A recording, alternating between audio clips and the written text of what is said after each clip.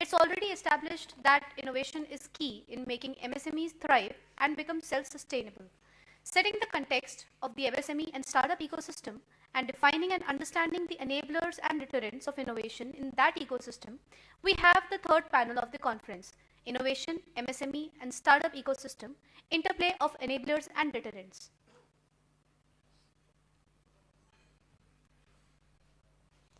To moderate the star-studded panel, I invite Dr. Vartika Datta, Assistant Professor OBHR area, onto the stage. Ma'am, please.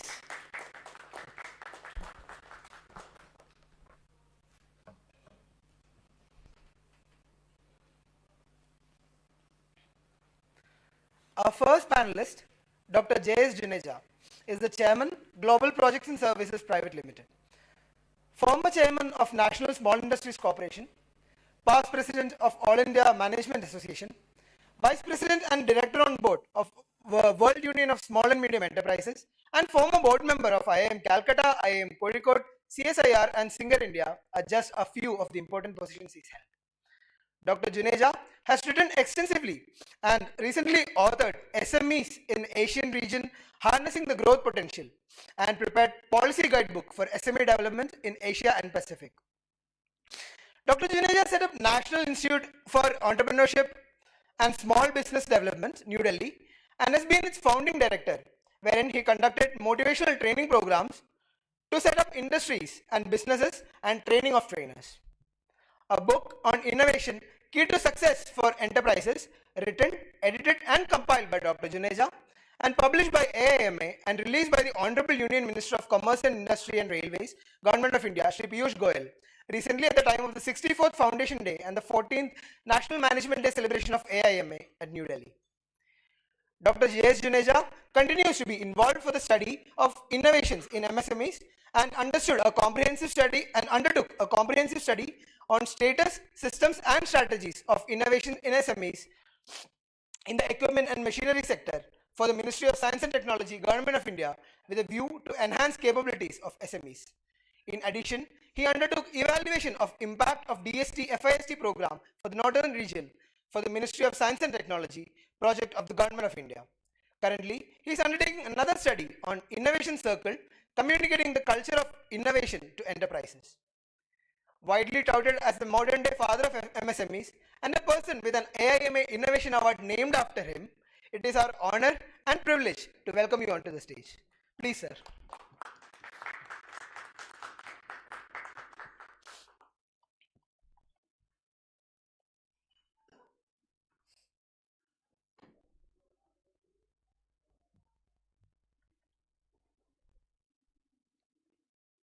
Our next panelist is Dr. Raj Agrawal, Director, Center for Management Education, AIMA. A prolific writer and a keen researcher, Dr. Agrawal has written more than 100 articles in leading national and international journals. He has also authored and edited more than 10 books on management. He is also associated with the World Bank and is regularly invited by national and overseas organizations to deliver talks on contemporary economic and social issues. Welcome to the stage, sir.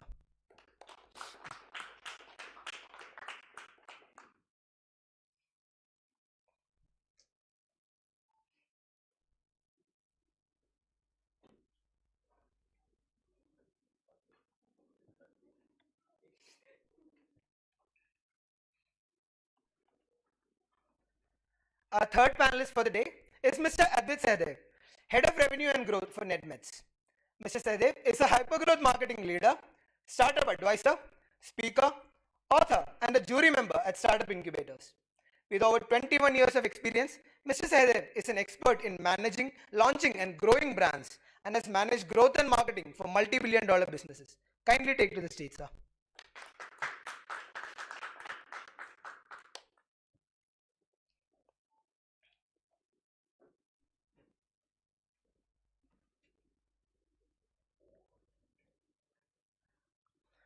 I now request Professor Ashwati Ashokanajita, Director, ICMM 23, to felicitate the panelists. Ma'am.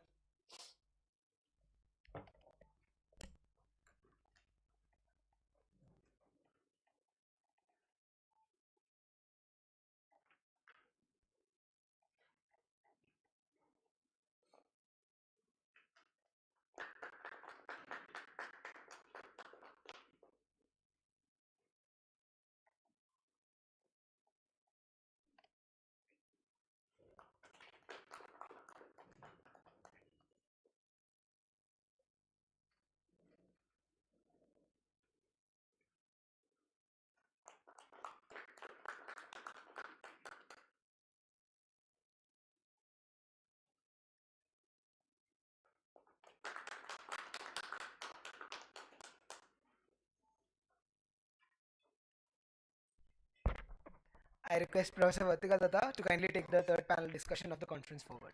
Thank you, ma'am. Thank you, Krishna. So, a very warm good afternoon to everybody.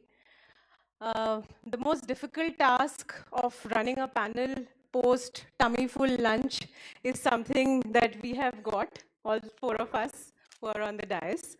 So that is one challenge that I have, that we are fully loaded, at least our tummies are fully loaded. So how do we think? But the solution to that problem also rests here in the panel. Because if you're listening to the introduction of these eminent speakers here on the dais, you would have realized that each one of them are carrying a treasure trove of experience with them and a legacy that they have created for themselves. So without much further ado, what I have thought of just deviating from the regular format of panel discussion for a little while, because we have someone here, all of them here, who have their own set of stories of trials and tribulations when we talk of a sector of either MSME or startup. So with that, I would first call upon Dr. Juneja sir to just give us an overview of the growth trajectory of MSMEs and startup in India behind the backdrop of this clarion call of Atmanirbhar Bharat. And we would want to hear from sir as to how does he see this journey in his illustrious career and what's the way forward. So, sir, all yours. Thank you, madam, and young friends who are participating in this program. It is my pleasure and privilege to be speaking before you. Let me tell you at the outset, I am from Amritsar only, originally, and I have studied in Khalsa College. My graduation I did from before I went to US for my MBA. Anyways, I think you are in a very prestigious institution. You are in a very prestigious institution. I understand that part. And a friend of mine, an IAS officer from Madhya Pradesh cadre, when his daughter graduated from IIM Ahmedabad, so I asked him, I said, Sani Saab, बिटिया ने कहाँ, he said she got three assignments, two with multinationals and one from a national big company, but she decided not to join them. She went as a trainee with Seva. You heard about Seva? Most of the self-employed women association based in Ahmedabad. Well-known person called Ila Bhatt, and she joined. He says, Mecca, why? No, no. She said, I want to serve the society, the people. I don't want to go in for a multinational and getting money, but having sleepless nights. So that was a very thing, and I talked to her later on, of course. But I tell you one thing, some of you may be knowing Ila Bhatt.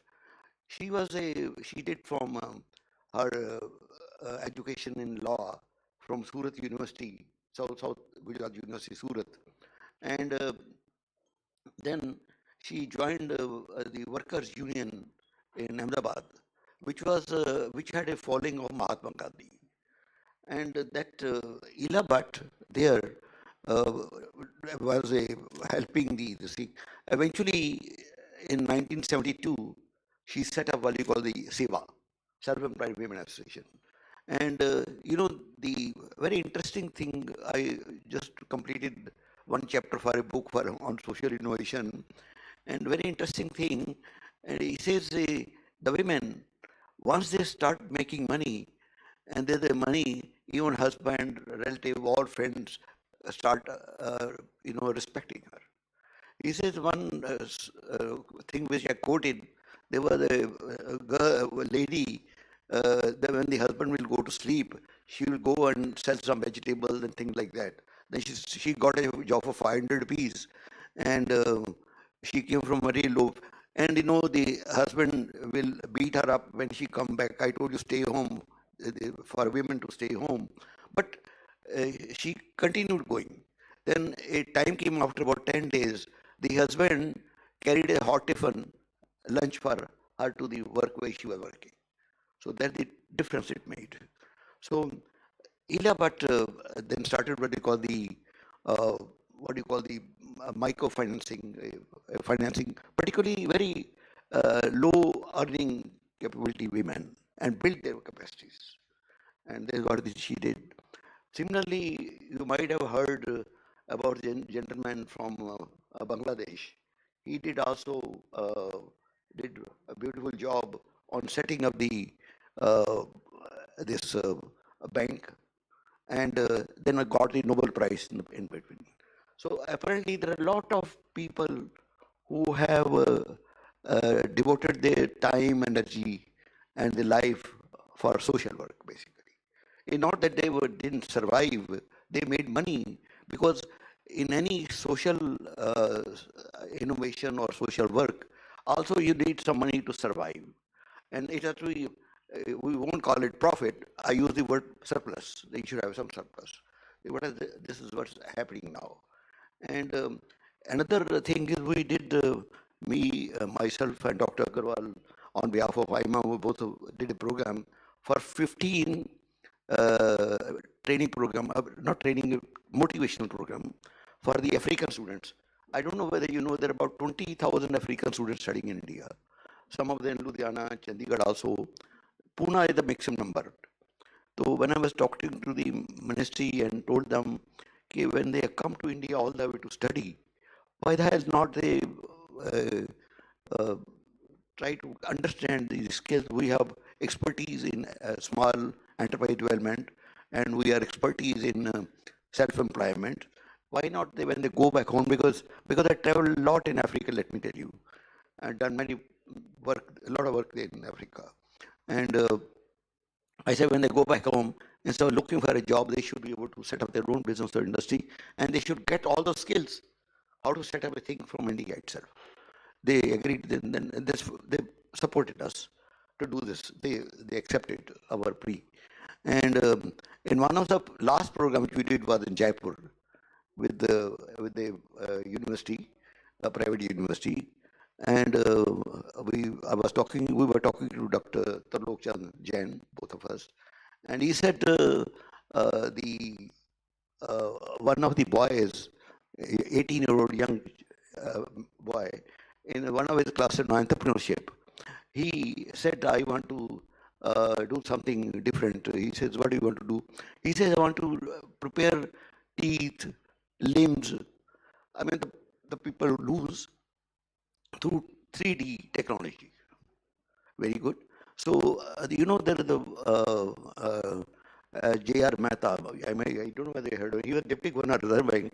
He's a good friend of mine, and he was on the board of my company also. And he runs, they call it Jaipur Foot. Anybody heard about Jaipur Foot? Yeah, very good. So there, this professor, the Lokchand Jain, he sent him to J.R. Mehta. And Mehta, we met him last month again. And he's doing a very pioneer work. What they do is they provide artificial limb to the people who lose it, particularly limbs, especially legs, part of hand. Even I don't know whether happening or not. You understand Punjabi or Hindi, whatever. The in like in North also, for the animal, for the buffaloes, cows, the pathe, what do you call this? The grass for the buffaloes, cows, they cut it before they feed them. Huh? Yeah. And many people I heard in the villages lose their hands because somebody pushing, उसका हाथ ही अंदर चले जाता है. So apparently, to cut the story short, this fellow, D.R. Mehta, when this young boy came there to him, he said, okay, I'll give you the initial financing. You make through the technology, you will be able to make it more economical and faster, because then they used to dig for wood or polyurethane or something of that kind. various material they used to do the method for the Jaipur foot. But through this D3 technology, will be able to do a much better job, and they get more accuracy. You know that what. So I think this kind of thing is happening. You know, even but one thing I want to stress upon you, that is, if you want to get into the business, your own business, which you should try, don't go all the way for the job. Although most of the people go, I am expected to make, we're looking for a good job, no doubts about it. Depend upon your philosophy or thinking, or maybe joining your family business or whatever the case may be. But I think it will be worthwhile looking at is, like we did the program for the African students, don't hunt for the job, be your own boss. Set up your own business and don't looking for a job. That is what we should be. So, but simultaneously, don't forget that there is some social awakening, social need of the society also. Some young people have to take up a cause. Like this girl said, I want to work with Seva, my friend, daughter, rather than joining a multinational company. So I think some of you, this also, this is Dr. Raja Garwaji talking on social innovation, basic or innovation. I will not too much elaborate on this, but I can quote you several examples. Even Vinodaba Bhavai, the person who got land from the people, who was very moved in Andhra Pradesh, where he said he was looking for land. There were some Harijans, they were being kicked around, and they had no land. So one fellow offered 1 acre of land. The first Vinoba Bhave got first 1 acre. Then he called some of these Harijans and gave it to them. Ultimately ended up about 500,000 acre he did distribute after getting from the people, of course, the land. And Bhudan movement, they call this, very popular, even that is known. So what I'm saying is, these are all social entrepreneurs, like Ilabat. There are many more examples in our own country people are doing. Because we come from a society, from India, in India, and we worked life, and we learned in our life to do seva. जैसे लंगर में होती है यहाँ पर, everywhere, a lot of things are happening. So you, looking from that particular angle, you can think about that self-employment, working for a cause, and while making money, what I'm saying is, but same time serving the community, service the society. I think I will not go beyond that. There's a lot to talk about on this issue, and a lot of examples and success stories one can give. But I think I would like to listen to the rich experience of fellow speakers rather than only speaking myself. I thank you, madam.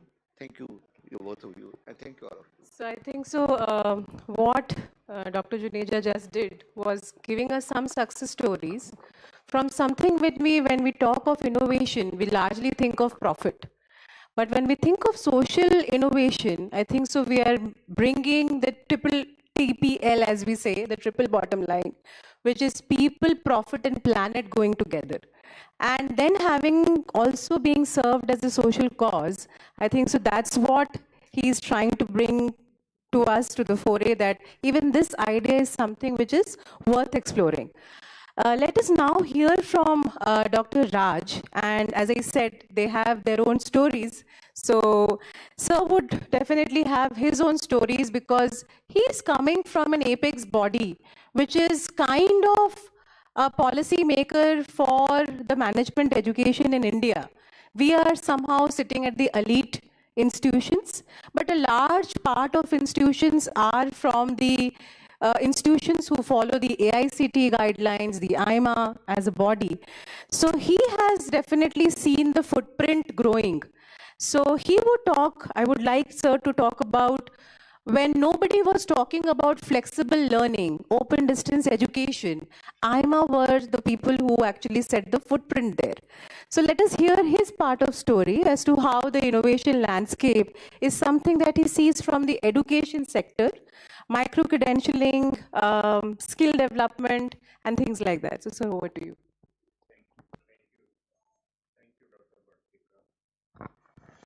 So first of all, thank you very much for inviting us uh, in this conference, and I am really privileged to come with Dr. J.S. Juneja, because Dr. J.S. Juneja is known as father of SMEs in India, done very considerable work in this particular area.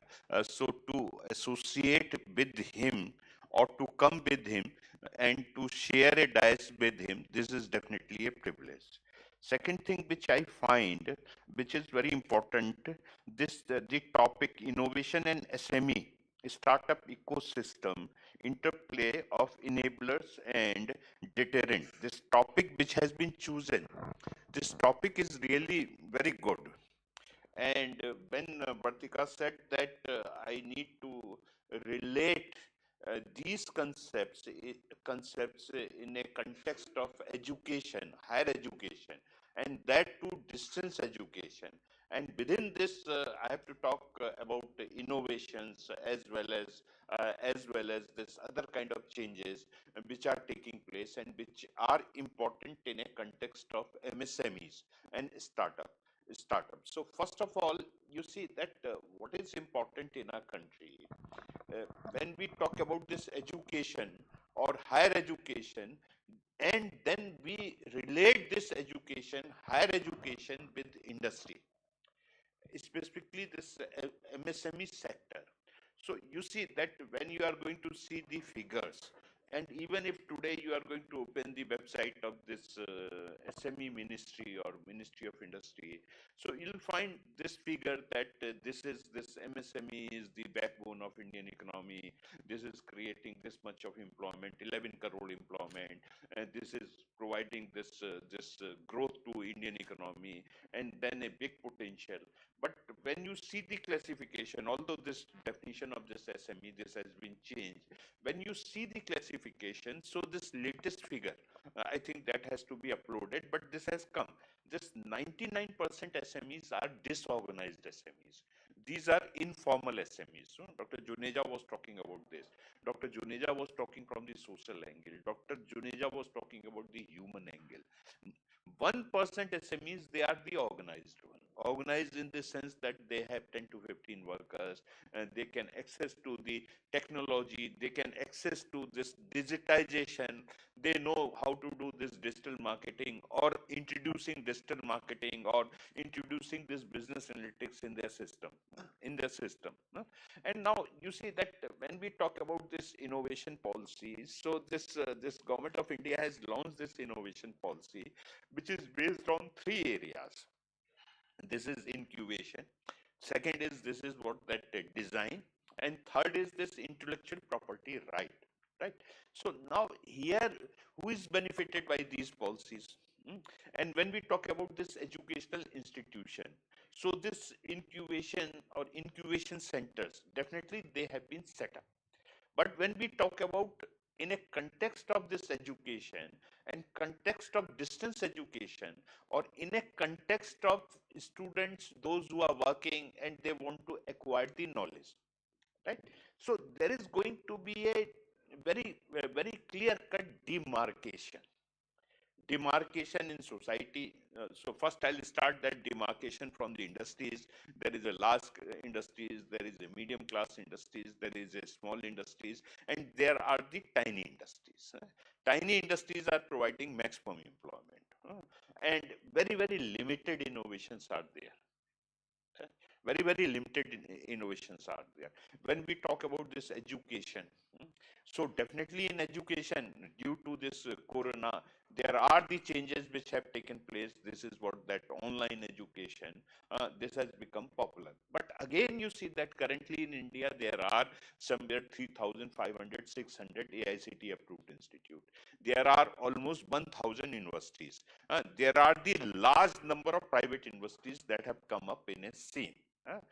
But when we see quality institution, so out of these 4,000 plus, we are going to find maximum 100 good institutions, quality institutions, which have been rated internationally, which have rated by others, which are accredited by NAC, which are accredited by this NBA, etc. Right? And when we see this kind of this approach of this employment, when we see this approach of this placement, right? So these students, they are getting placement. So hardly this is what that uh, little little less than 2% of total universe of management education. Management education. In engineering, definitely it is higher. So this demarcation, which is a interplay of education, which is a interplay of kind of this infrastructure which we have for development, right? So then further you can see that you see that this is what that these are basically accelerating growth rate. These are basically responsible for innovation. These are basically responsible for the changes which are taking place. But what is important, that side by side this social entrepreneurship, where innovation can be one of the important part in a context of social justice, in a context of creating equitable system in a society, in terms of income distribution, in terms of employment generation, then I say that the topic is very significant, enablers as well as deterrent, right? So this is what that here, this I was going through some statistics and I find that within this is again MSME. So within this MSME, with these are coming in organized. There are the very few. This is like a new MCAT packaging industries, Olimex system. This is Minimax system, Assam carbon products, MK taps and cutting tools. Very little. We find that these are innovative. These are listed because there are various awards, etc., for innovation and others. Government of India has done a lot to promote MSMEs. So these are listed. Otherwise, rest are missing.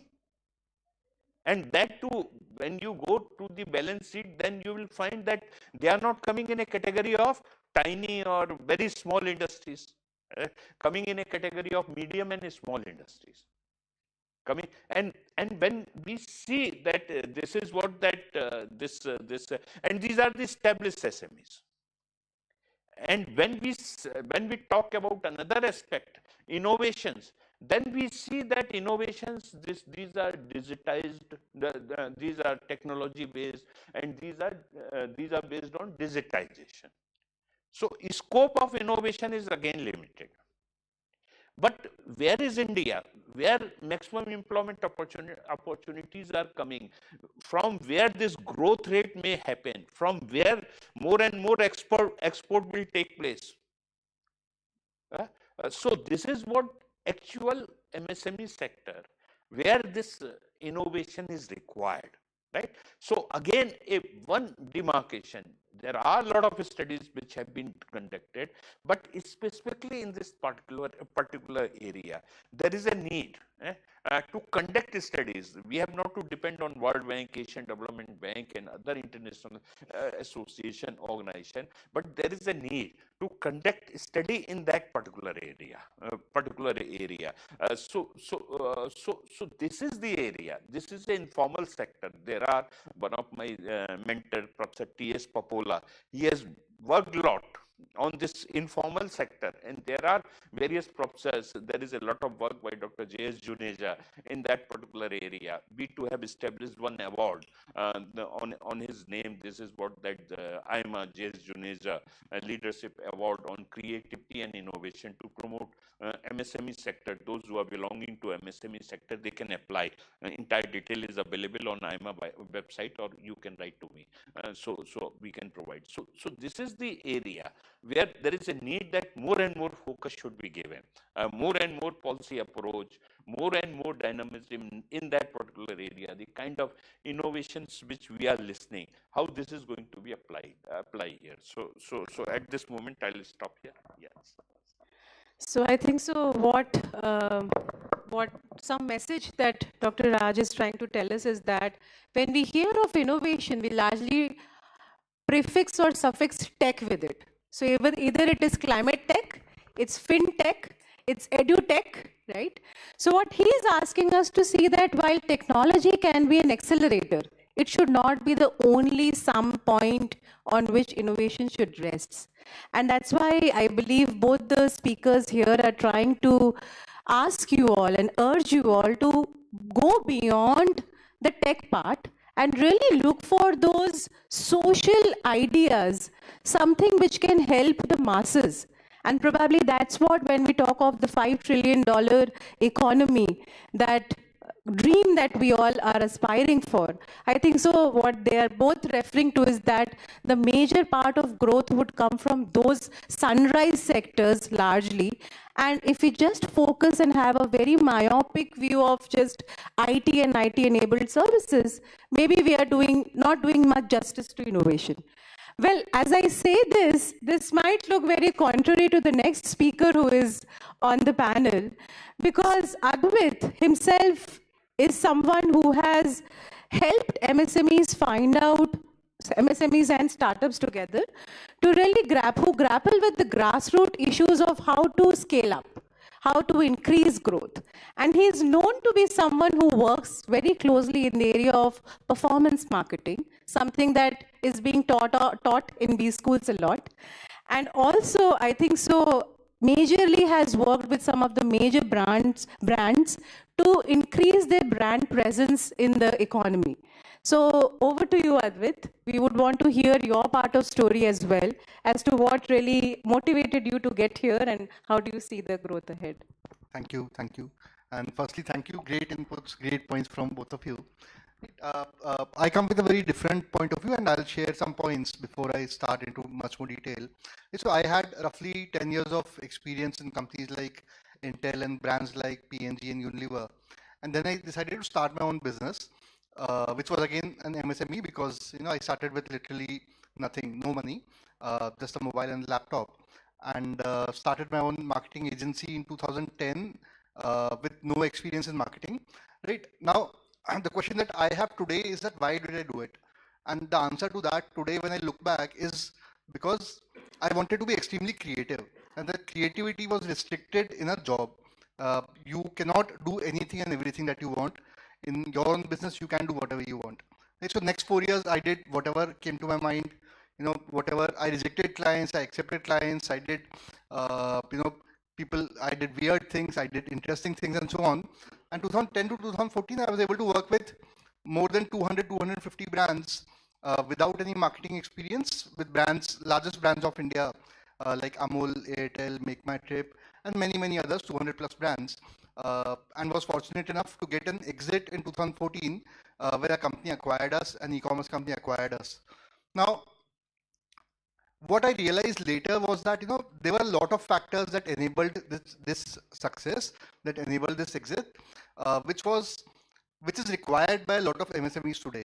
Right? And that's why during COVID, what I did was, I started teaching a lot of MSMEs online.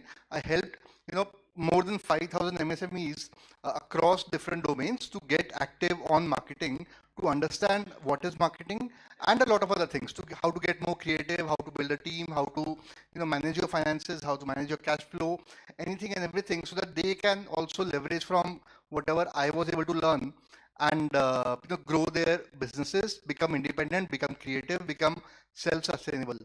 So that was my story, and during COVID it went very well. Again, I taught everyone that you have to be extremely creative. Right? There is every single thing, every single problem that you face today that has been solved by someone else. Right? So you can easily find the answer. You need to have the right support. You need to have the right community around you. You need to have at least a mentor who teaches you, how to go to the next step. And these are the kind of things that you really need to learn as an MSME. Now, today in South and in a lot of other areas, MSMEs are referred to as startups, right? Everyone wants to do a startup, right? You go to, last week I was at IIM Kozhikode, and over there, students don't want to take a job. They just refuse that, right from the first year, they say that, we want to build our own startup. And they have those ideas. They have their ideas in tech, they have their ideas in, creativity, they have their ideas in social work, and so on and so forth. And everyone wants to get funding. Everyone wants, which according to me is also a great approach, but a better approach is that, you get so creative that you're able to prove to yourself first that this is a business that can sustain without funding also. You can make it profitable without funding also. And then you go with a very different level of confidence, saying that, okay, now I need funding, but even if I don't get funding, that's fine, right? You're not going there, as someone who really is desperate about funds, but you're going there because you want to accelerate your business at a much higher level. That's the MSME of today, at least in the South. When I say South, it's in Bangalore, Hyderabad, Chennai, a lot of IIMs, and a lot of other cities. So that's what I want to share with you, that, if you're thinking of even joining an MSME. So I'll give you a story about joining an MSME. When I started my own business, I hired a few very, very smart freshers, right? I was not able to afford people with 5 years, 6 years, 10 years of experience. So I hired a lot of freshers.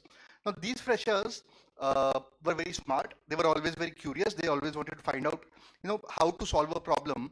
And they worked with me for the next 3 to 4 years, depending on, how much they stayed with me.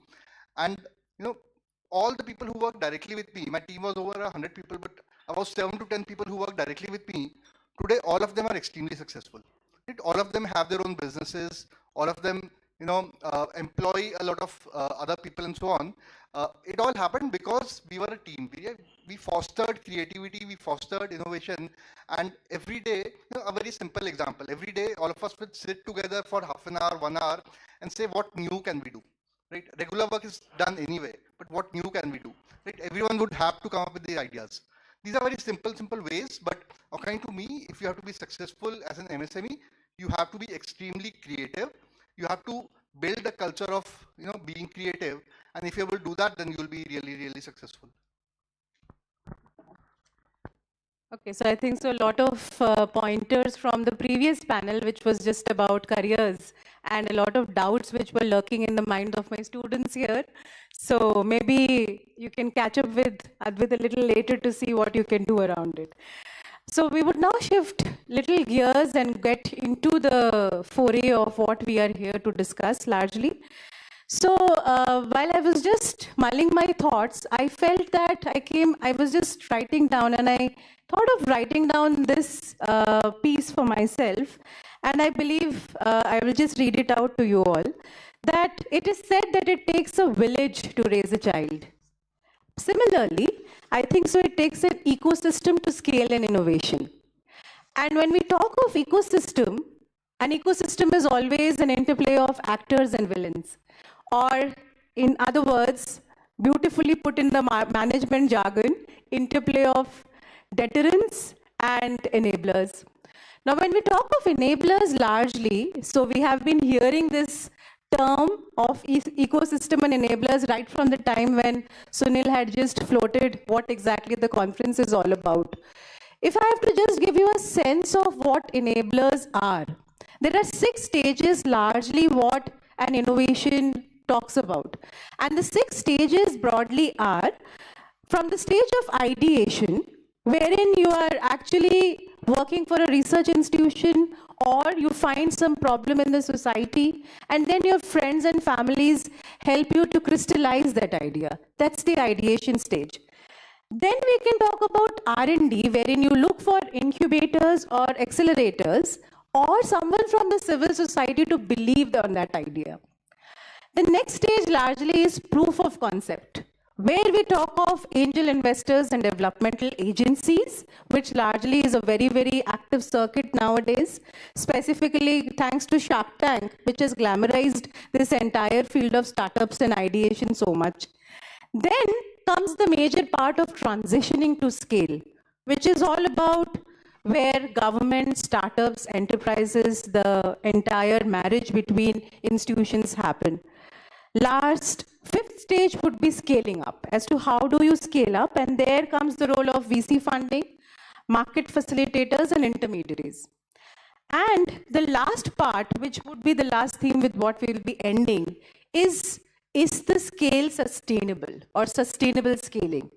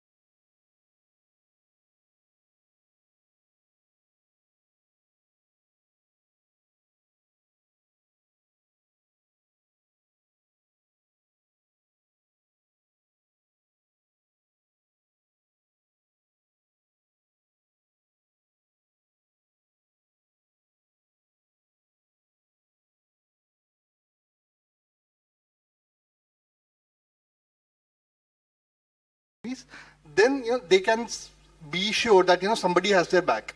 Somebody will help them, somebody will support them, and that support itself is so strong that then they will have a much larger heart. Right? Today they have a heart to go out and try, but after a few failures, it's very difficult to continue if they don't have that support. So I think that's my answer. Much for that perspective. Now let me just take a little, let us just segue into something which is everything that every time we talk of innovation. I think so some time back, Dr. Raj also mentioned about green technological innovations. So if you know, I mean, we are all aware of SDGs, which is Sustainable Development Goals, and particularly if we see the goal number 9. So if I'm allowed to read it out, it talks about building resilient infrastructure, promoting inclusive and sustainable industrialization, and foster innovation. Now that's a goal which is definitely, when we look, if we apply the SMART goals framework, this goal almost looks like it will take multi-million years to achieve. But then we all have a mandate as far as UN SDG goals are concerned. And particularly in the context of MSMEs, when we know, we were listening for the 2 days, we have been listening that how many micro and small MSMEs that we know of, they're also very hand to mouth in terms of what is the real earning that they are having. When we talk of scaling up is a challenge. So amidst all these impediments that hound them, how much of that is really fair for us to really think that what should be the green technological innovations or the greener practices or the sustainable practices that the MSMEs and the startups can really focus upon? So I would want each one of you to just spend some moment to just give your take on this as to what do you think from this perspective. I think what you touch very important question because many micro enterprises are from hand to mouth, absolutely no doubt. Some barely make 2 meals a day, something of that kind. They fairly are a very large number of them, I must say that. But to succeed, one has to be innovative. You have to be creative. I've seen people who started, I think there was a company, Bangalore, who was set up this a small shop, you can say, for looking after the what do the duties for the women, particularly the for example, but he introduced some concept that concept was that he said, let me charge 1,000 rupees a month from each other person who come to the saloon, and because most of the people, women who come here, they do only 4 or 5 things, and for hairdo he'll charge separate money, and he said then he will charge 1,000 rupees a month. Come as many number of times as you come. On an average, nobody come more than once or twice. So ultimately, he had 1,000 members. Now he is running over 30, 40 organizations who are doing this.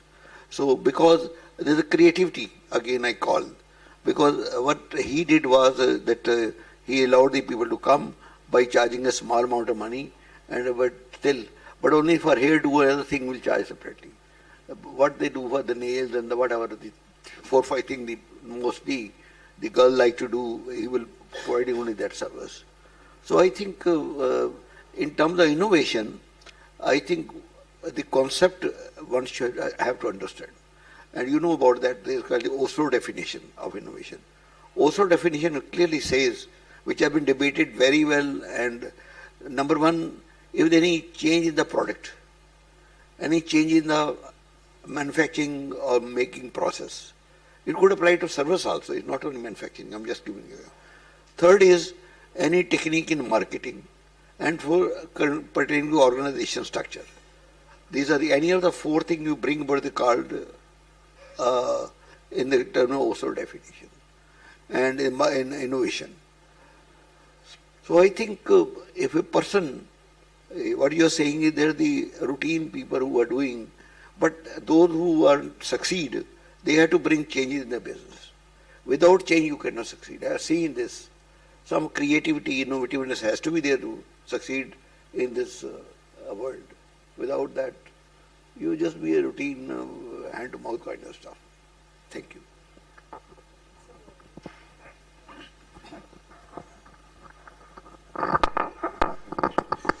Actually, this topic is having a very wider discussion, wider debate for last 70 to 80 years.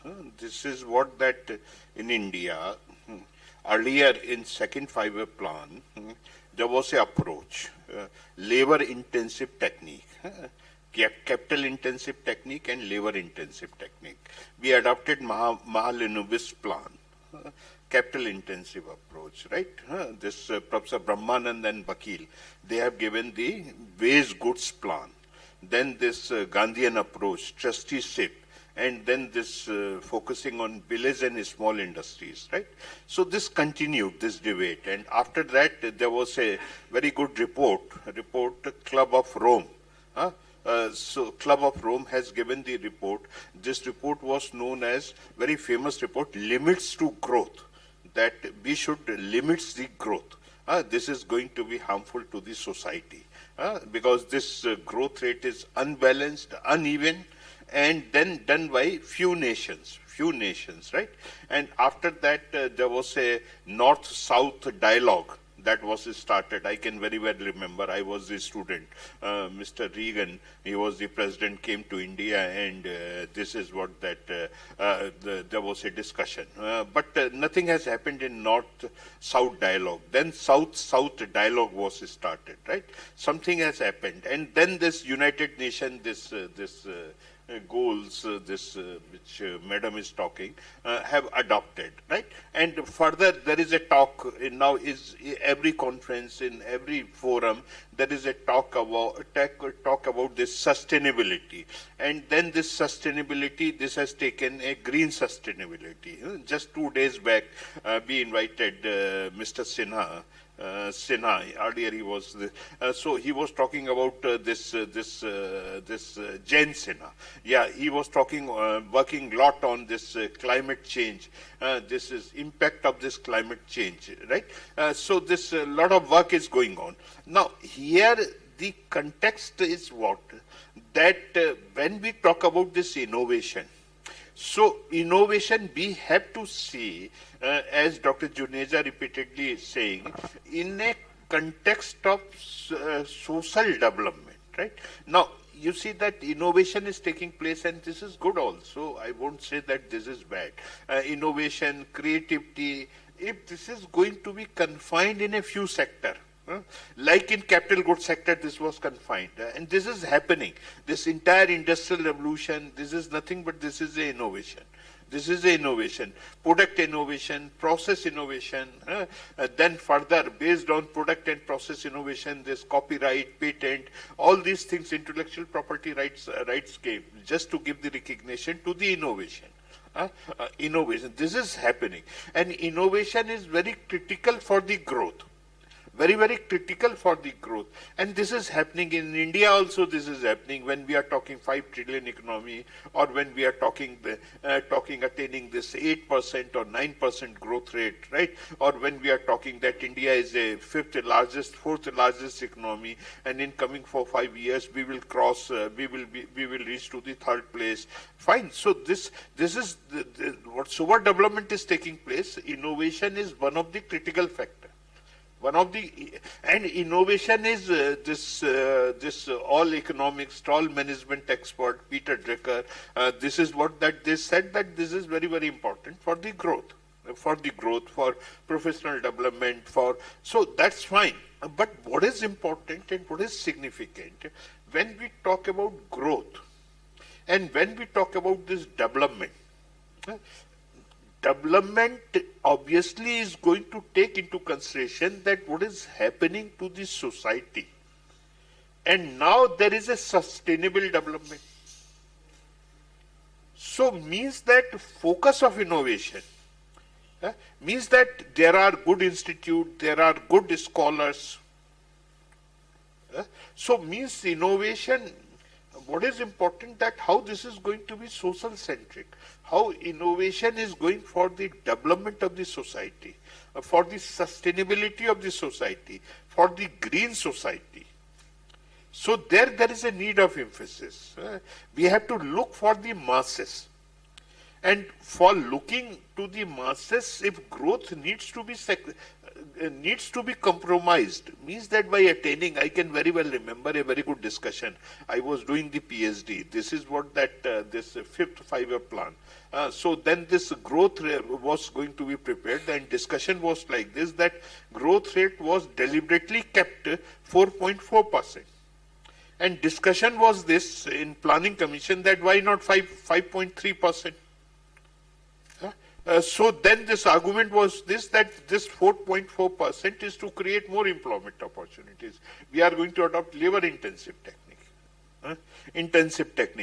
So if you don't want to create more employment opportunity, if you want to go for capital intensive technique, then fine, we can keep this 5.5%.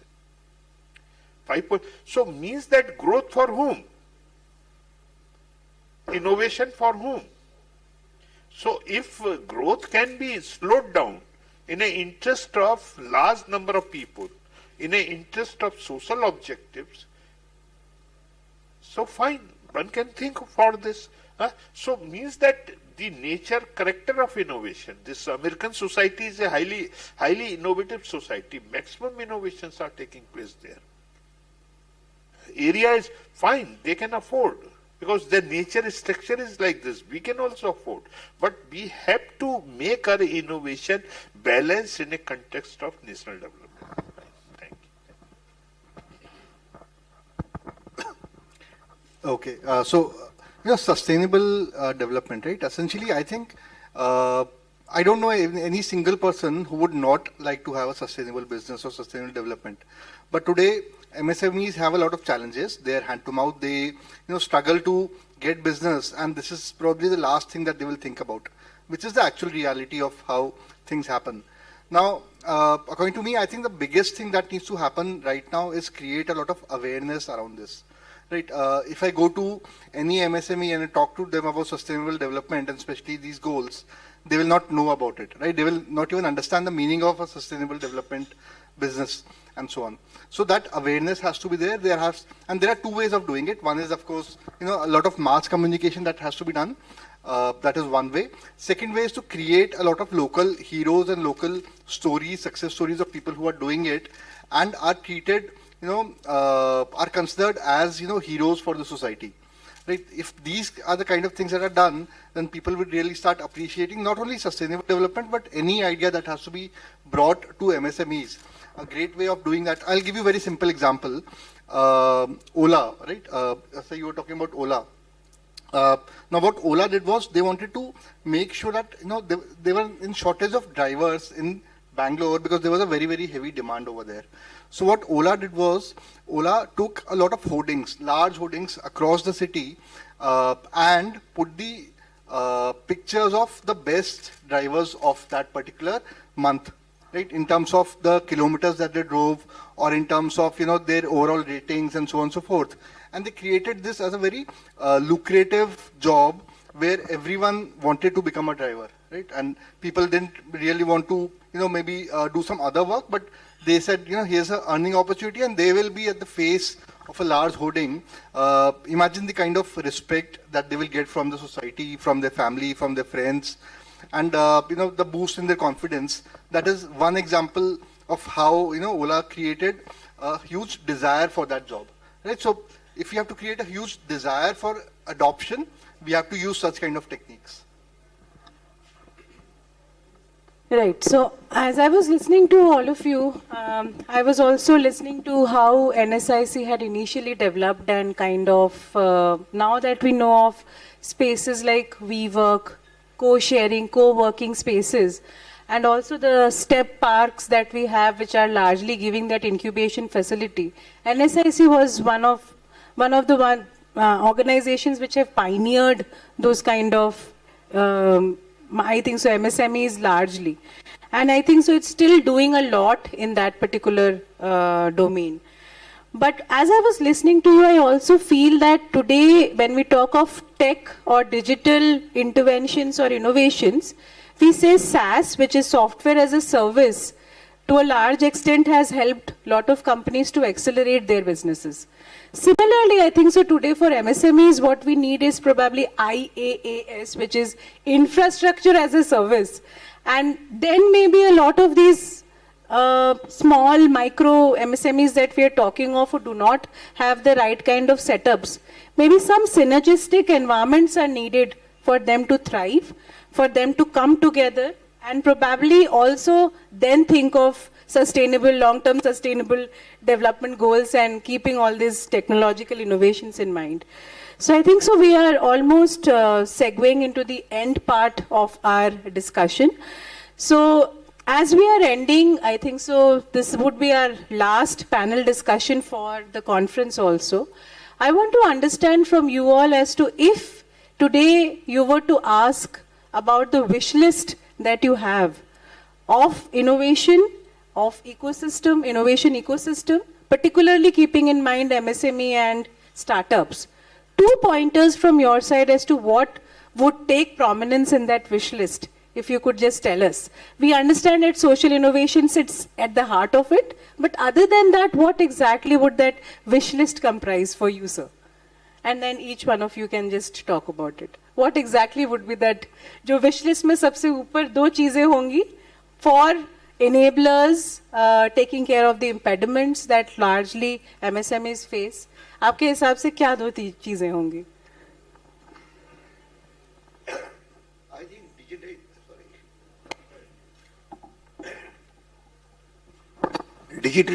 digitalization has brought a lot of changes, absolutely no doubt.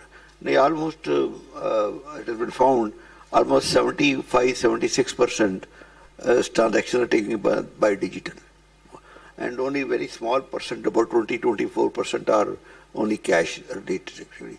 This is a very good development to my mind. Apparently, I use the word apparently, the black money is going down. So that's a good sign. And my personal wish is more young people who could be very creative, and they should more get into the business, self-employment, rather than looking for jobs. This is my wish. And I think it's good for the country and good for the... we should become an entrepreneurial society. This is my desire. Thank you. Thank you so much, sir.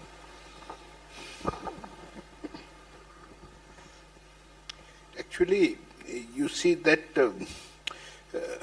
based on earlier experiences, based on various kind of studies, because I focus more on studies, what has been seen that impact of anything, whether it is a digitization or whether there is a, this is what that, digital marketing or any kind of this technological development, this has been seen for a very short period of time. There is no challenge in this because new technology has come on, something new innovative approach that has come. In my opinion, what is missing, that linking it completely with the MSME sector. And when we say MSME sector, so then definitely this 94% or 99% is more important. This 5-6% is important, but this is more important. Like this is mobile phone, marketing by mobile phone. So this has became very, very applicable in case of 99% also. 99% also, right? So means that the kind of this appropriateness and how this is going to be created and how these 99% can use. For that, there is a need of awareness, need of awareness, need of awareness. So means that how these small, this informal sector that can be linked. with kind of this digitization and kind of this is what that new kind of developments whatsoever are taking place. This is first area. Second area which I find, although there are several changes and several schemes which has been launched by Government of India, but the financing, this credit scheme, this is what that is in very isolation. So with all kind of approaches, this innovation system, incubation, this design, IPR, this various kind of incentives that have been provided. So even today there is a need of this appropriate financing, and appropriate financing is specifically in these sectors, because what happens that those who are well off, those who have good knowledge, those who have good accessibility, they avail all the benefits. Good enough, so there is nothing wrong. And then rest informal, they get, this is what that benefit through their identification number. This is also good. This 80 crore are going to get free anaj in coming days, coming 1 year. So this is also very good. I am not saying that, but what is important for sustainability, for the development, long-term development of this informal sector, which is the maximum part of this MSME, shopkeepers, small shopkeepers, there is a need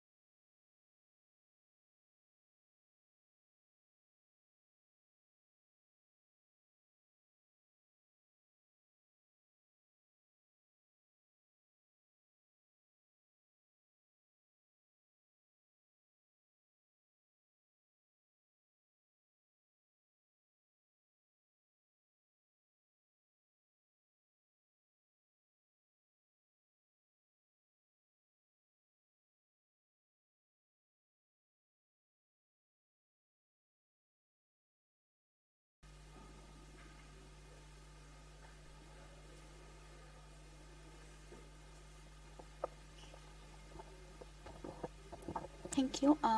Good afternoon, sir. I'm Meghna, and I'm a first-year student at IIM Amritsar.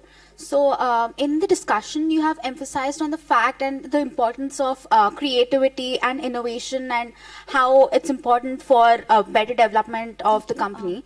And we also talked about sustainable development goals. But actually, if we consider it from a point of view of a fresh startup or somebody with less number of resources, they might not be ready to afford to take such a risk to actually move into a social entrepreneurship zone with innovation and creative ideas, because they'll have a mindset that if before thinking about sustainable development goals, let me think about my company's sustainability. So what are your views about such cases, and what would you say to such kind of entrepreneurs who have innovative thoughts and social goals but are unable to reach there? So what are your views about such cases, and what would you say to such kind of entrepreneurs who have innovative thoughts and social goals but are unable to reach there? It is important that this national policy on innovation and policy approach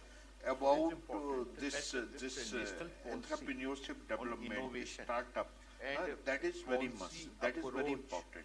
So when we say social development or when we say sustainable development, so definitely here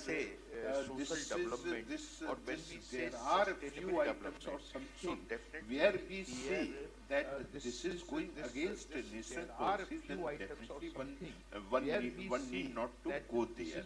But there are plenty of items where you see that they are going to fit, and small changes, there itself innovation is required. Like one example, green procurement. There is a procurement, then there is a green procurement. So what is the innovation is required, that how procurement is going to be? So what is the innovation is required, that how procurement is going to be? Or like this organic food. So item and or like this organic food. And inorganic food. So this making organic food, marketing organic food, this is innovative approach that is required. Right? So definitely this is what that and specifically youth, youngsters, those who are coming in that kind of business, they are going to take up. But what is most important part, that what is the national policy? What is the national policy, and how national policy is emphasizing for these kind of products? Right, so just to add on to what sir is saying, essentially, creativity can be there in any and every area, right? I mean, I've been to places, and I'm sure, sir, you have also been. Look at a state like Gujarat, for example, which is known for everyone doing a business, but people over there are extremely creative. They can make money out of anything, right? You give them anything and they'll make money out of it, because the basic mindset that they have over there is that there is a solution for everything. Right, and that is a mindset that is inculcated in the entire society, in the entire state, in everyone, and that is actually a fact. It's not that it's not a fact. So that has to be the right mindset, right? I mean, whether it's a social business, whether it is an NGO, whether it is doing something that your heart is much closer to, you can make money in everything, right? So if you have that approach, and a very simple way of doing it, right? And I also had those challenges. So somebody suggested to me that, for the next 30 days, just take up any problem that, it need not be business related, but anything, and think, how can I make it more creative? Right? If you do that, you yourself have so much of confidence that then you can attack anything and everything with a very creative mindset. That, there's a great solution in front of you. How can I do it better? That is the only thing that you have to do. If you will do that, then it doesn't matter which domain you are in, right? You'll be able to make money everywhere. Thank you so much.